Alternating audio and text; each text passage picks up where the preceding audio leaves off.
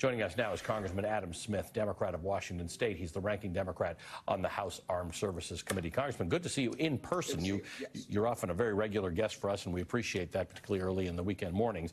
Let's talk about this. This war between Russia and Ukraine has in many cases been a war of attrition.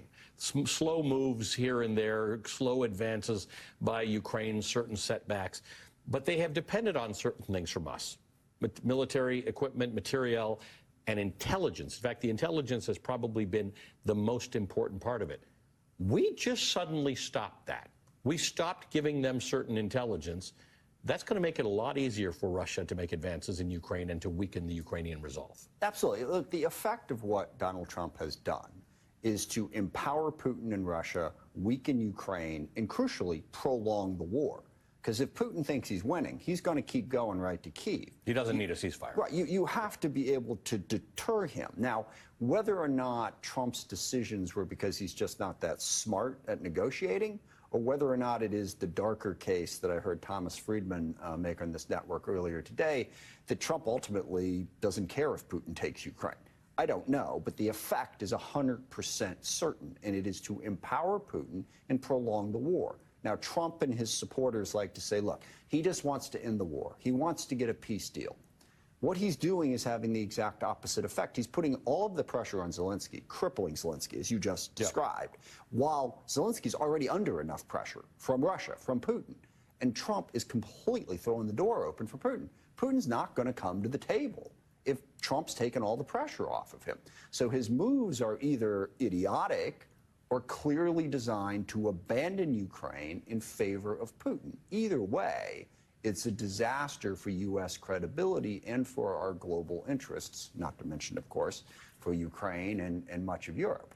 Yeah, so there's this obsession Donald Trump has with getting paid back. Now, that misses a lot of the point, and that is much of the aid we give Ukraine is spent in the United States. It's armaments, it's foundries that are working 24 hours to provide the stuff. Well, actually, that point aside, what we get back is we get what you just described. We got 80 years of peace post-World War II. That's the more important There's part. this perception that we have been so just benevolent to the people of Europe. Look, we are the richest, most powerful nation in the history of the world, and a big part of that is what you said. We have stopped world wars from happening, of course. We have gotten such a return on our investment in Europe that you just wouldn't believe.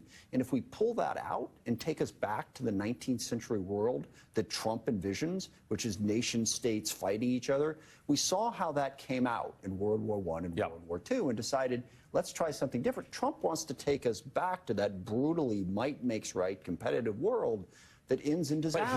But it's the same thing he's doing on trade. He'd like to be in individual negotiations with everyone because he thinks the United States is stronger one-on-one than everyone, and he's quite possibly right about that. But that's not how the world has kept relative peace for 80 years. It's not that we've had total peace for 80 years, but we've not had World War III. But plus, we're not going to be that much stronger for too long if we alienate absolutely every country in the world. The BRICS nations have formed. China, Russia, Argentina, Brazil, they're forming an economic alternative. And the more we punch people like Canada and Mexico and Europe and all of our allies in the face, the more they're going to turn away from us and strengthen other countries because they're going to know we're unreliable. Not just unreliable, but we're actively trying to harm them because somehow Trump perceives that benefits us, and it really doesn't. He said he wants to get back into, he says, written to the Iranians to get back into the Iranian nuclear deal. We had one.